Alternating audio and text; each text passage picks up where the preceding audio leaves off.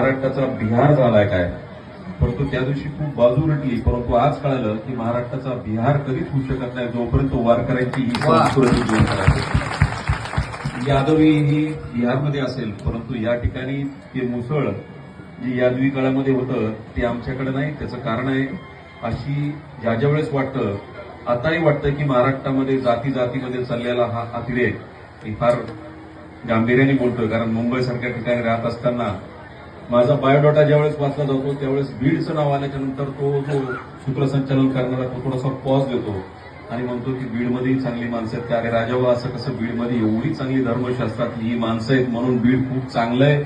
आणि ज्या वेळेस अशा पद्धतीने मनाला प्रश्न पडतो की जात आणि याच्यामध्ये आपण विभागलं जातो का, त्याच्या वेळेस अशी कार्यक्रम आणि अशी सप्ताह माणसाला एकत्र जोडण्याचं साधन कुठलं असेल तर वारकरी संप्रदायाची ही सप्ताह महाराष्ट्राला कधी विखंडित होऊ देणार नाही.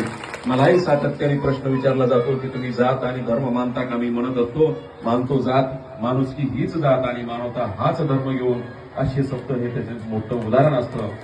आता महाराजांनी दानाच्या बद्दल बोलल्याच्या नंतर आमची हिंमत काय, मी कधी कुठल्या मंदिराच्या ठिकाणी दर्शन घेत असताना कधीही पिंडीच्या पुढे दान ठेवू शकत नाही, दान ठेवत नाही. त्याचं कारण आहे, अरे परमेश्वरा तुला दान देण्या इतपत मी कधी मोठा झालो, त्या पुजाऱ्याला मी देईन, त्या पेटीमध्ये टाकेल, पण मी